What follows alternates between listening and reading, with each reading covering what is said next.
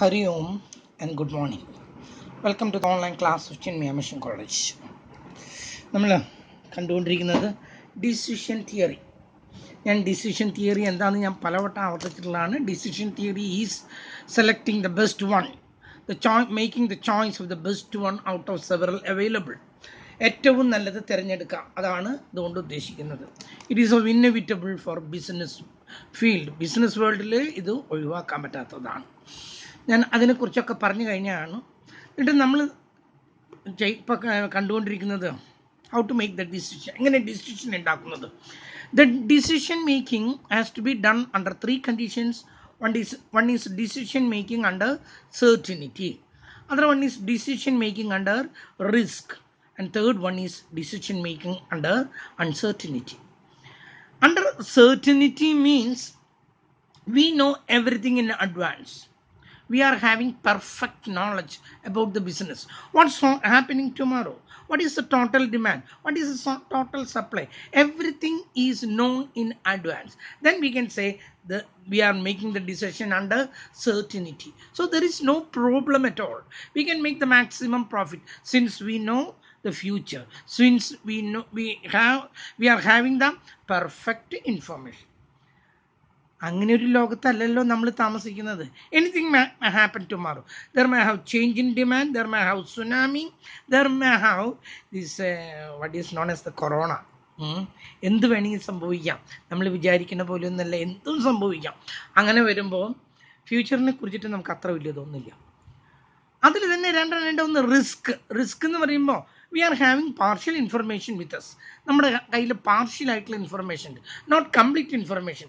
ഫുള്ളായിട്ടുള്ള information ഒന്നുമില്ല, ഒരു partial information we are having.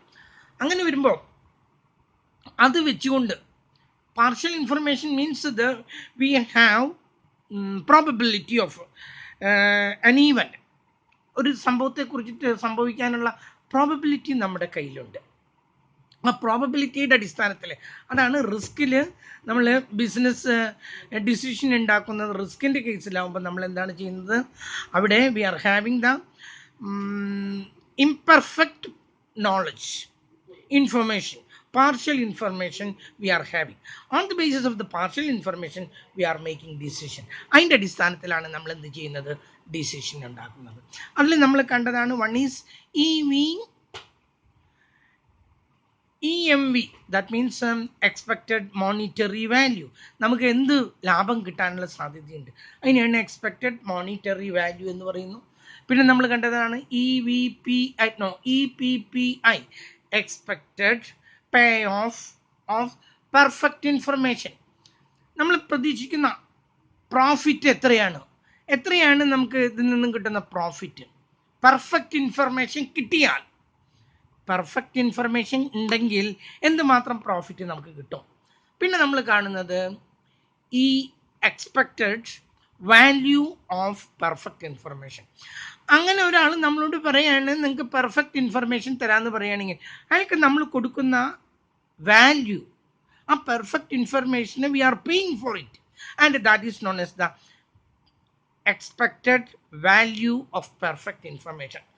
അതൊക്കെ നമ്മൾ കഴിഞ്ഞ ക്ലാസ്സുകളിൽ കണ്ടതാണ്, കേട്ടല്ലോ. EVPI ആണ് നമുക്ക് കാണാൻ. EVPI കാണണമെങ്കിൽ എന്താ, EPPI minus EMV, expected payoff of perfect information minus expected monetary value. കുറയ്ക്കുമ്പോൾ നമുക്ക് എന്ത് കിട്ടുന്നു, expected value of perfect information. Perfect ഇൻഫർമേഷൻ്റെ വില എന്താണെന്ന് അറിയണമെങ്കിൽ നമ്മൾ ആ ഫോർമുലയിലേക്ക് അപ്ലൈ ചെയ്യണം.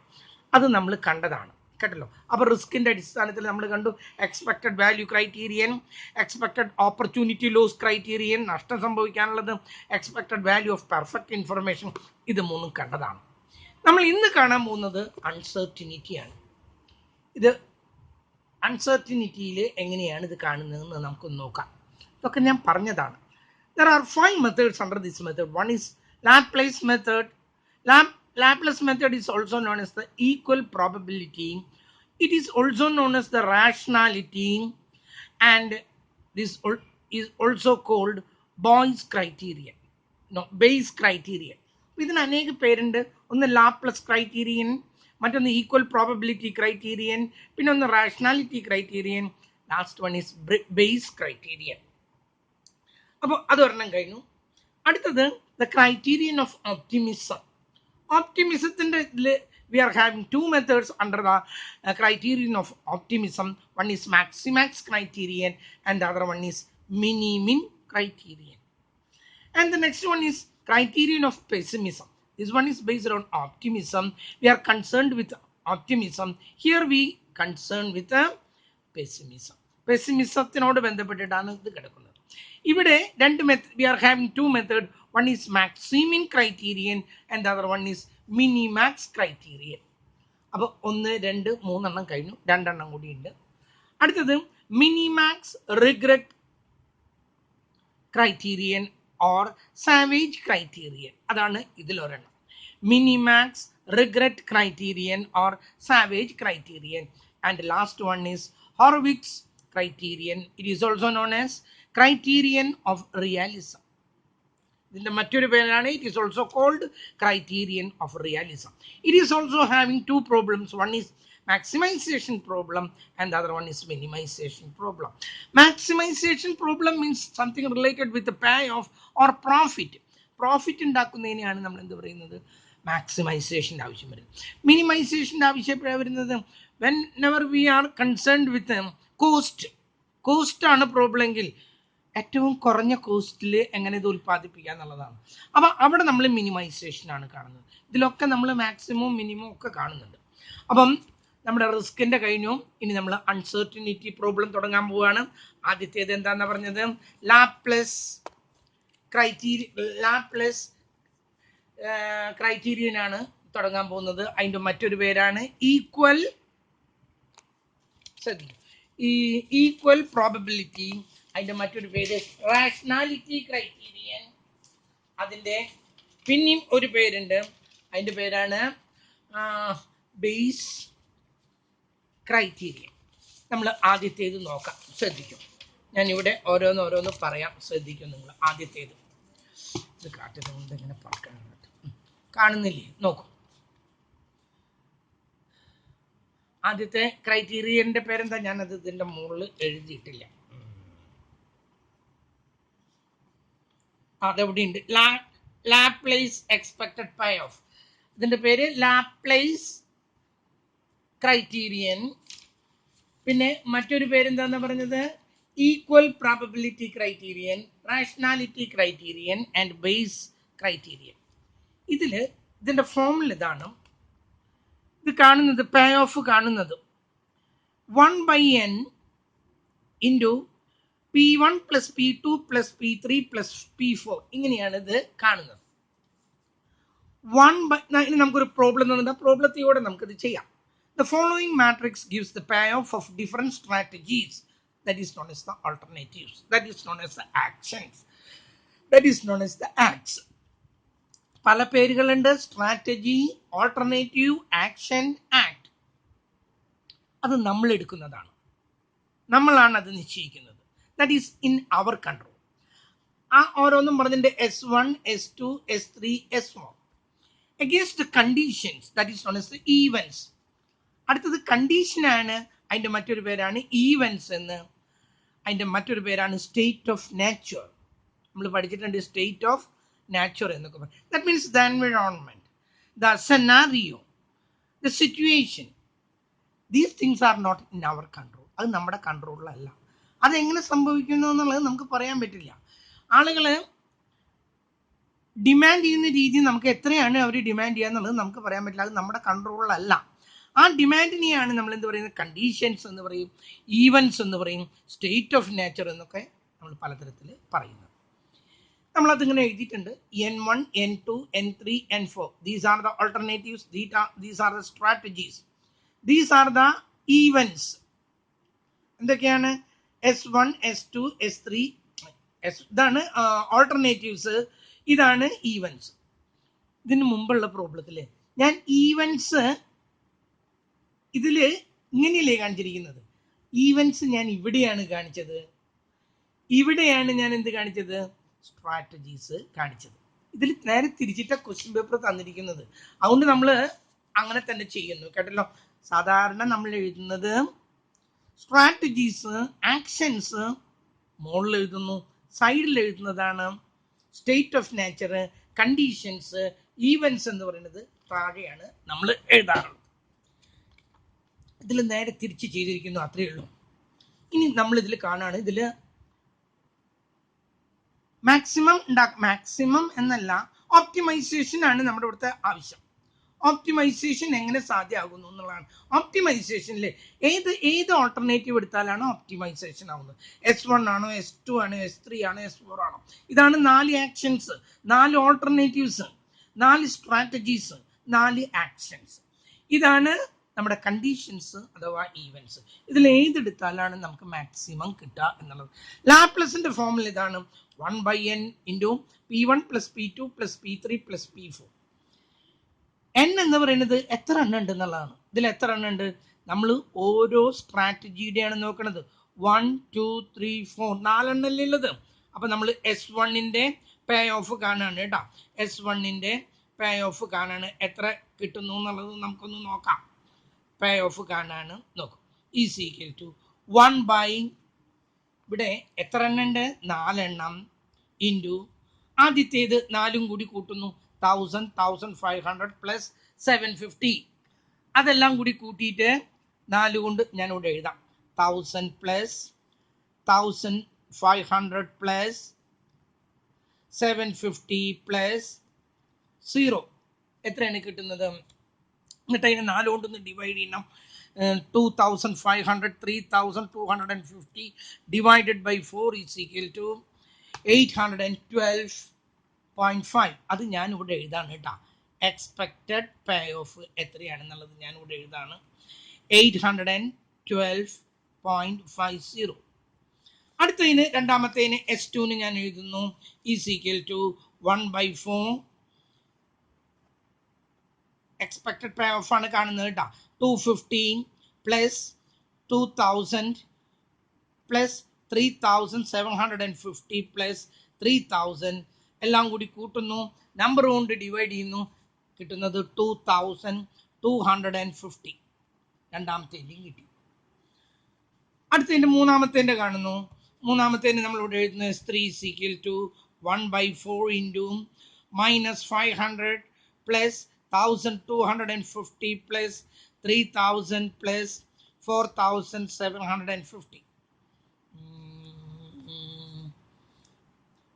2125 എന്ന് കിട്ടി. S4ന്റെ കാണുന്നു. 1/4 ഇൻറ്റു -1250 + 500 + 2250 + 4000 is equal to 1/4 1375. 1375. നമ്മൾ 4 എണ്ണം കണ്ടു. നമ്മൾ ആദ്യം കാണാൻ പോകുന്നത് പേ ഓഫിന്റെ കേസിലാണ്. പേ ഓഫ് എന്ന് പറഞ്ഞാൽ പ്രോഫിറ്റ്. പേ ഓഫിന്റെ കേസിലാവുമ്പോൾ നമുക്ക് ഏറ്റവും കൂടുതൽ പേ ഓഫ് ഏതാണോ തരുന്നത്, that we will select and that will be implemented. അതാണ് നമ്മൾ സെലക്ട് ചെയ്യേണ്ടത്, അതാണ് നമ്മൾ ഇംപ്ലിമെന്റ് ചെയ്യേണ്ടത്. ഇവിടെ നമ്മൾ എക്സ്പെക്റ്റഡ് പ്രോഫിറ്റിൽ പേ ഓഫിൽ ആദ്യത്തേതിന് 812.50 ആണ്, രണ്ടാമത്തേന് 2250, മൂന്നാമത്തേന് 2125, നാലാമത്തേന് 1375. ഇതിൽ ഏറ്റവും മാക്സിമം കിട്ടുന്നത് ഏതാ? ഇതാണ്. That means we will select, we will make a choice of S2 which gives the maximum profit of 2250. Okay, വളരെ സിമ്പിൾ. എല്ലാം കൂടി കൂട്ടുന്നു, നമ്പർ കൊണ്ട് ഡിവൈഡ് ചെയ്യുന്നു. 4 എണ്ണത്തിൻ്റെയും കണ്ടു, 4 എണ്ണത്തിൻ്റെ എഴുതി. ഏതാണോ മാക്സിമം തരുന്നത്, that gives the maximum profit. അപ്പോൾ പേ ഓഫ് ഏതാ നമ്മൾ സെലക്ട് ചെയ്യേണ്ടത്? S2 ആണ് നമ്മൾ സെലക്ട് ചെയ്യേണ്ടത്, അതാണ് ഏറ്റവും കൂടുതൽ പ്രോഫിറ്റ് തരുന്നത്. This is the case of pay off. ചില സമയത്ത് we are dealing with cost. കോസ്റ്റിൻ്റെ ആണെങ്കിൽ നമ്മൾ ഇതിൽ ഏതാ സെലക്ട് ചെയ്യുക? ഏതാണോ മിനിമം കോസ്റ്റ്, അപ്പം നമ്മൾ സെലക്ട് ചെയ്യുക 812.50. കോസ്റ്റിൻ്റെ ആണെങ്കിലാണ് കേട്ടോ. ഇത് പേ ഓഫിൻ്റെ ആണ് തന്നിരിക്കുന്നത്. If it is meant for cost, കോസ്റ്റിൻ്റെ ആണെങ്കിൽ വി വിൽ സെലക്ട് S1. അപ്പോൾ കോസ്റ്റിൻ്റെ ആണെങ്കിൽ we will select this one that use the minimum cost. ഏറ്റവും കുറവ് കോസ്റ്റ് ഒരു സാധനം പ്രൊഡ്യൂസ് ചെയ്യുമ്പോൾ, ഞാൻ കഴിഞ്ഞ ക്ലാസ്സിൽ പറഞ്ഞാണ് മൊബൈലിന് ഏറ്റവും കുറഞ്ഞ കോസ്റ്റിൽ പ്രൊഡ്യൂസ് ചെയ്യുക. അതാണ് ഇപ്പോഴത്തെ എല്ലാവരുടെയും ലക്ഷ്യം. മൊബൈലിൻ്റെ കാര്യത്തിൽ മാത്രമല്ല, എല്ലാത്തിൻ്റെ കാര്യത്തിലും. ഒരു ടി വി, കമ്പ്യൂട്ടർ, ലാപ്ടോപ്പൊക്കെ പിന്നീടാണ് വന്നത്. എനിക്ക് ഓർമ്മയിൽ 1,00,000 ഒരു കമ്പ്യൂട്ടറിൻ്റെ വില. ആ സാധനത്തിന് ഇപ്പോൾ വില കുറഞ്ഞ് എവിടെ എത്തി എന്നുള്ളത് നിങ്ങൾ കണക്കാക്കുക. മാത്രമല്ല, ആർക്കും ഇപ്പോൾ PC വേണ്ട, പേഴ്സണൽ കമ്പ്യൂട്ടർ വേണ്ട, എല്ലാവർക്കും ലാപ്ടോപ്പ് മതി. കാരണം എന്താ, അങ്ങനെ അതിൻ്റെ കോസ്റ്റ് കുറഞ്ഞ് എല്ലാവർക്കും അഫോർഡബിൾ ആകാവുന്ന ഒരു രീതിയിലേക്ക് എത്തി. അപ്പോൾ കോസ്റ്റ് മെട്രിക്സ് ആണെങ്കിൽ ഇതെങ്ങനെ തന്നെ കണ്ടുകൊണ്ട് ഏതാണോ മിനിമം കോസ്റ്റ് അതാണ് സെലക്ട് ചെയ്യുക. പേ ഓഫ് ആണെങ്കിൽ ഏതാണോ മാക്സിമം പ്രോഫിറ്റ് നമ്മളത് സെലക്ട് ചെയ്യുന്നു. Okay, that is pay off as per the Laplace criterion. ലാപ്ലേസിൻ്റെ ക്രൈറ്റീരിയൻ കഴിയും. ഓക്കെ, അടുത്തത് എന്താ പറയുന്നത്? അടുത്തത് പറയുന്നത് സെക്കൻഡ് വൺ ആണ്. സെക്കൻഡ് വൺ പറയുന്നത് criterion of optimism. Criterion of optimism ആണ് നമ്മൾ കാണുന്നത്. അതിൽ 2 എണ്ണം ഞാൻ പറഞ്ഞു. ഒന്ന് മാക്സിമാക്സ് ക്രൈറ്റീരിയൻ ഉണ്ട്, മറ്റൊന്ന് മിനിമം ക്രൈറ്റീരിയൻ ഉണ്ട്.